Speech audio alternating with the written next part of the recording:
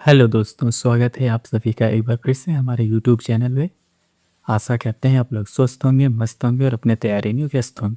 आपको तैयारी को देखते हुए हम लोगों ने मध्यकालीन इतिहास की क्लास लाई है। मध्यकालीन इतिहास के अंतर्गत हम लोग दिल्ली सल्तनत पढ़ रहे हैं। दिल्ली सल्तनत पे देखा जाए तो 5 वंशों ने शासन किया था। एक बार उन वंशों के बारे में जान लेते हैं। ये 5 वंश कौन से थे और उनका क्या क्रम था। चलिए हम लोग उनके वंशों के बारे में जान लेते हैं। वे 5 वंश कौन थे और उनका क्रम भी। पहले गुलाम वंश ने शासन करते हैं, उसके बाद खिलजी वंश शासन करते हैं, उसके बाद तुगलक वंश शासन करते हैं, उसके बाद सैयद वंश शासन करते हैं। अंत में देखा जाए तो दिल्ली सल्तनत पर लोधी वंश ने शासन करते हैं। इस प्रकार हम लोग इन पांचों वंशों को बारी बारी से एक एक करके अध्ययन करेंगे। अभी तक हम लोग देखा जाए तो गुलाम वंश के बारे में पढ़ चुके हैं और खिलजी वंश के बारे में अध्ययन कर रहे हैं। खिलजी वंश के बारे में हम लोग काफ़ी अध्ययन कर चुके हैं। उनके संस्थापक कौन थे, उनका कार्यकाल का किससे कब तक था और उन्होंने क्या योगदान दिया, इन सब के बारे में हम लोग अध्ययन कर चुके हैं। आज हम लोग देखेंगे दिल्ली सल्तनत पे जो खिलजी वंश है, आखिर दिन जब जलालुद्दीन फिरोज शाह खिलजी की मृत्यु हो जाती है तो उसके पश्चात कौन सिंहासन पे आसीन होता है। तो एक बार देख लेते हैं कि खिलजी वंश के कार्यकाल के बारे में जान लेते हैं कि खिलजी वंश का कार्यकाल कब से कब तक था। खिलजी वंश का कार्यकाल की बात की जाए तो 1290 से लेकर 1320 ईस्वी तक ये खिलजी वंश का कार्यकाल था और इसमें 1290 से लेकर 1296 ईस्वी तक जलालुद्दीन फिरोज शाह खिलजी का शासनकाल होता है। उसके पश्चात आते हैं अलाउद्दीन खिलजी। कल की क्लास को एक बार हम लोग रिवीजन कर लेते हैं कि कैसे जलालुद्दीन फिरोज शाह खिलजी की मृत्यु होती है। उसके बाद अलाउद्दीन खिलजी अगला सुल्तान नियुक्त होता है। देखा जाए तो जब जलालुद्दीन फिरोज शाह खिलजी को पता चलता है कि वह जो अलाउद्दीन खिलजी अपने आसपास के जो मित्रवत राज्य हैं उनके साथ भी वह युद्ध कर रहा है, तो ये खबर जब पाके जलालुद्दीन उससे काफ़ी क्रोधित होते हैं और उसके ऊपर या कह सकते हैं कड़ा मानीपुर ऊपर आक्रमण कर देता है। ये बात जो सुल्तान कह सकते हैं कि जो अलाउद्दीन खिलजी के भाई थे अल्तमश बेग को पता चलती है। उन्होंने अलाउद्दीन खिलजी और जलालुद्दीन खिलजी को एक नदी के किनारे मिलने के लिए आश्वस्त करता है। दोनों सेनाएं आमने सामने खड़ी होती हैं। उसके पश्चात अल्तमश बेग के कहने पे जलालुद्दीन फिरोज शाह खिलजी ने अपने अस्त्र और शस्त्र को सभी बाहर निकाल देते हैं और अंत में अलाउद्दीन खिलजी से मिलते हैं। अलाउद्दीन खिलजी से जब मिलता है तो अलाउद्दीन खिलजी उनके पैरों पे गिर पड़ता है। तब जलालुद्दीन खिलजी उन्हें अपने पैरों से उठाता है और गले लगाता है और आश्वस्त करता है और ये कहते हुए वह अपनी नाव की तरफ चले जाने जलालुद्दीन फिरोज शाह अपनी नाव की तरफ जा रहे थे। और इसी वक्त अलाउद्दीन खिलजी ने अपने एक सालदार कह सकते हैं, जब जलालुद्दीन फिरोज शाह खिलजी अपनी नाव की तरफ जा रहे होते तो अलाउद्दीन खिलजी ने अपने एक सरदार कह सकते हैं मोहम्मद सलीम से इशारा करता है, तो वह जलालुद्दीन फिरोज शाह खिलजी को गिरा देता है। उसके बाद जब वह घायल कर देता है कह सकते हैं, तो फिर वह जब घायल हो जाता है तो फिर भी वह अपनी नाव की तरफ जा रहा था। तो अंत में वह उससे कहता है कि अलाउद्दीन तुमने ये क्या किया। उसके पश्चात फिर उन्होंने अपने दूसरे जो एक सरदार होते हैं, अपने दूसरे इख्तियारुद्दीन हुक से उन्हें आदेश देते हैं कि जब वह गिर जाए फिर वह जलालुद्दीन फिरोज शाह खिलजी के पीछे पीछे जाता है। उसके बाद उनको गिरा देता है। अंत में उनका जलालुद्दीन फिरोज शाह खिलजी का गला रेत देता है। इस प्रकार देखा जाए तो जलालुद्दीन खिलजी की मृत्यु हो जाती है और उनके सिर को ला के अलाउद्दीन खिलजी उनको सिर को ला के पूरा कड़ा मानिकपुर के चारों तरफ ऐसे घुमाना शुरू कर देता है। इस प्रकार देखा जाए तो 1296 ईस्वी में फिर उसके बाद दिल्ली की बागडोर पे अगला सुल्तान कौन होता है, अलाउद्दीन खिलजी अगला सुल्तान नियुक्त होता है। अगला सुल्तान वह बनता है। अगला जब सुल्तान बनता है, चलिए अब हम लोग अलाउद्दीन खिलजी के बारे में जान लेते हैं। देखा जाए तो अलाउद्दीन खिलजी के बारे में जान लेते हैं। अलाउद्दीन खिलजी के कार्यकाल क्या कह सकते हैं, कार्यकाल की बात की जाए तो अलाउद्दीन खिलजी का कार्यकाल होता है 1296 से लेकर 1316। कब से? 1296 से लेकर 1316 ईस्वी के बीच अलाउद्दीन फिरोज शाह खिलजी का शासनकाल होता है। और बात की जाए तो ये दिल्ली सल्तनत का ऐसा शासक था, कह सकते हैं कि अभी तक ये सबसे ज़्यादा अपने साम्राज्य विस्तारवादी नीति, वैसे भी कहा गया है कि खिलजी वंश जो था वह साम्राज्यवादी विस्तार नीति का अनुकरण कर रहा था। और इस खिलजी वंश में अलाउद्दीन खिलजी सबसे ज़्यादा साम्राज्यों पर कह सकते हैं आक्रमण करता है, उनको विजित भी करता है। और देखा जाए इनका कार्यकाल 1296 से 1316 है। और इनके बचपन का नाम जान लेते हैं। अगर इनके बचपन का नाम था अली गुरु साहब। क्या नाम था कि अलाउद्दीन खिलजी के बचपन का नाम क्या था? बचपन का नाम था अली गुरु साहब था। और अब हम लोग जान लेते हैं कि आखिर अलाउद्दीन खिलजी या कह सकते हैं जो खिलजी वंश था उनके कौन से स्रोत से पता चलता है कि उन्होंने ये अपने जो कह सकते हैं कि साम्राज्यवादी नीतियाँ थी, इन सब के बारे में कहाँ से पता चलते कि किन-किन राज्यों पे आक्रमण करते हैं या फिर विजित होते हैं, वे कौन-कौन सा राज्य थे। इसके बारे में जो अमीर खुसरो होते हैं, अमीर खुसरो की एक कृति है या कह सकते हैं कि एक पुस्तक है, उसमें उस पुस्तक का नाम है खज़ाए-उल-फुतून। कौन सी पुस्तक है? खज़ाए-उल-फुतून। खज़ाए-उल-फुतून में लिखा है खिलजियों के विजय के बारे में। खज़ाए-उल-फुतून कौन लिखा है? ये पुस्तक का नाम याद रखिएगा। पुस्तक का नाम है खज़ाए-उल-फुतून। इसके लेखक कौन है? अमीर खुसरो हैं। इसमें क्या लिखा है? खिलजियों के विजय के बारे में अध्ययन कर रहे हैं या उसमें खिलजियों के विजय के बारे में बताया गया है।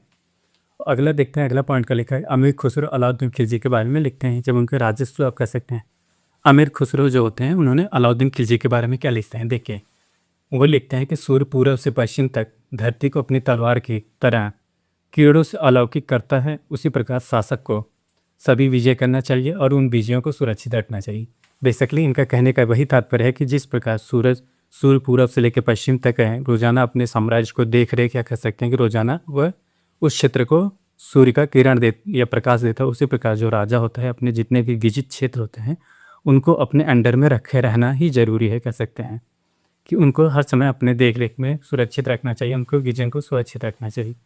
इस प्रकार जितना भी वो राज्य जीते हैं या उस जितने भी राज्य पे अपना साम्राज्य स्थापित किए हैं उनको हमेशा अपने सुरक्षित कह सकते हैं कि अपने शासन के दम पे उन्हें अपने अंदर रखे हैं। ये कहना था किसका?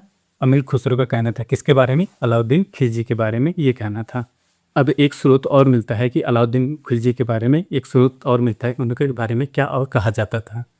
ये स्रोत था जोधपुर से एक ताम्रपट्टिका मिलती है, वो भी संस्कृत में लेख मिलते हैं। किसमें? संस्कृत में लेख मिलता है जिसमें कहा जाता है, जिसमें अलाउद्दीन खिलजी के बारे में कहा जाता है कि अलाउद्दीन की देवतुल्य शौर्य से पृथ्वी अत्याचारों से मुक्त हो गई।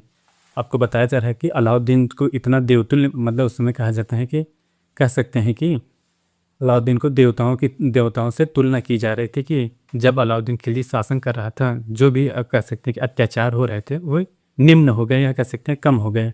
इसी वजह से इसको देवतुल्य कहा जाता था, देवताओं के समान पृथ्वी पर अत्याचारों से मुक्त हो गई। उस समय देखा जाए तो कोई भी अत्याचार नहीं हो रहा है जब अलाउद्दीन खिलजी सिंहासन पर आसीन होता है, ऐसा उसमें लिखा गया है। कहाँ से वो पट्टिका मिलती है? जोधपुर से मिलती है। संस्कृत में लेख होता है, कहा गया है कि अलाउद्दीन की देवतुल्य से तुलना की जाती है और पृथ्वी अत्याचारों से मुक्त हो जाती है, ये कहा गया है। अगला पॉइंट बताया गया है सिकंदर सानी उपाधि। सिकंदर सानी उपाधि आखिर कैसे धारण करते हैं? इनका सिकंदर सानी उपाधि धारण करने का एक ही तात्पर्य है, देवगिरी पर आक्रमण करते हैं उस समय ये शुरुआती दौर में जितने भी आक्रमण करते हैं उससे प्रसन्न होकर या कह सकते हैं खुश होकर वे अपने आप को सिकंदर सानी की उपाधि धारण करते हैं। शुरुआती दौर में ये जितने आक्रमण करते हैं उसमें विजित होते हैं और उस विजित होने के पश्चात अपने आप को इतना प्रफुल्लित या गौरवान्वित महसूस करने लगते हैं कि वे उनके जैसा कोई नहीं है। इसी वजह से वे सिकंदर सानी की उपाधि धारण करते हैं। कौन सी उपाधि धारण करते हैं? ये काफ़ी महत्वपूर्ण है, इसको याद रखिएगा। सिकंदर सानी की उपाधि किसकी है? अलाउद्दीन खिलजी की है। और अगला पॉइंट लिखा गया है खलीफा के नायक की उपाधि धारण करते हैं। ये कह सकते हैं कि खलीफा से सुल्तान पद की उपाधि नहीं धारण करते हैं। क्या करते हैं? खलीफा से सुल्तान पद की उपाधि धारण नहीं करते हैं, बल्कि वे नायक की उपाधि धारण करते हैं। कौन सी? नायक की उपाधि धारण करते हैं और खलीफा से सुल्तान के पद की स्वीकृति नहीं लेते हैं, लेने की आवश्यकता नहीं महसूस करते हैं। इन्होंने कह सकते हैं कि आप सुल्तान पद की स्वीकृति नहीं लेते हैं, सुल्तान के स्थान पर उन्होंने नायब पद का स्वीकृति लेते हैं। वे अपने आप को खलीफा से नायब का पद नियुक्त करते हैं, जबकि सुल्तान की पदवी लेने की आवश्यकता महसूस नहीं करते हैं। और अगला पॉइंट लिखा है प्रशासन में उलेमा वर्ग का कोई स्थान नहीं लेते थे। देखा जाए तो प्रशासन में जो कह सकते हैं कि जैसे कार्य संचालन में या जो भी प्रशासनिक कार्य हो रहा था उस राजनीति में जो उलेमा वर्ग थे उनसे कोई भी सलाह नहीं ले रहे थे कि प्रशासन में उनका भी कुछ योगदान ले, लेकिन वे उनसे कोई भी योगदान नहीं था। फिर से एक बार रिवीजन कर लेते हैं। अलाउद्दीन खिलजी के कार्यकाल की बात की जाए तो 1296 से लेकर 1316 ईस्वी तक था। और इनके बचपन का क्या नाम था? अली गुर साहब इनके बचपन का नाम था। और खिलजी वंशों के कह सकते हैं कि जो खिलजी वंश के सरदार थे उनके कहानियों के बारे में या उनके विजयों के बारे में कहाँ से पता चलती है? जो अमीर खुसरो की पुस्तक होती है खज़ाए-उल-फुतून में, उसमें खिलजियों के विजय के बारे में संपूर्ण जानकारी दी गई है। उसके बाद फिर अमीर खुसरो जो थे अलाउद्दीन खिलजी के बारे में लिखते हैं कि सूर्य पूरब से पश्चिम तक धरती को अपनी तलवार की किरणों से अलौकिक करता है। आप कह सकते हैं कि जिस प्रकार सूर्य की किरणें पृथ्वी पे चारों तरफ प्रकाशित या कह सकते हैं सूर्य की किरण देती है, उसी प्रकार जितने भी सम्राट या राजा होते हैं या अलाउद्दीन है, वो अपने पूरे साम्राज्य को, जितने भी विजित भूभाग को है, उनको हर समय सुरक्षित रखना चाहिए। विजय करने के पश्चात उनको अपने साम्राज्य के अंदर समाहित करना चाहिए और उन्हें सुरक्षित रखना चाहिए।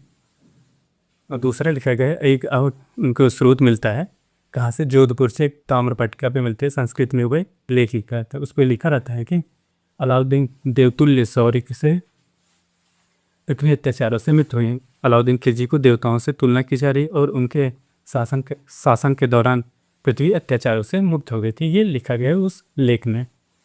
और उसके बाद उन्होंने अगला पॉइंट था, सिकंदर सानी की उपाधि धारण करते हैं।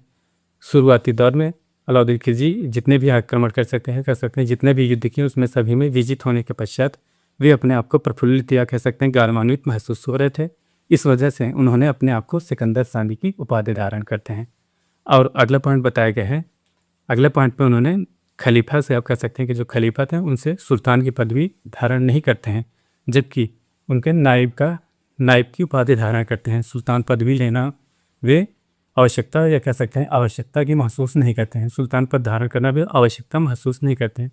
सुल्तान की जगह के लिए नायब का पद इस्तेमाल करते हैं। और उसके साथ ही साथ वे प्रशासन में उलेमा वर्ग था उसका कोई हस्तक्षेप नहीं होने देते थे। आज के लिए बस इतना ही। हम लोग कल की क्लास में देखेंगे अलाउद्दीन के जो प्रमुख युद्ध हैं उनके बारे में देखेंगे। आज के लिए बस इतना ही। आप हमारे चैनल पर नए हो, चैनल को लाइक करें, शेयर करें, सब्सक्राइब करें। मिलते हैं नेक्स्ट वीडियो में, तब तक के लिए धन्यवाद। Bye bye.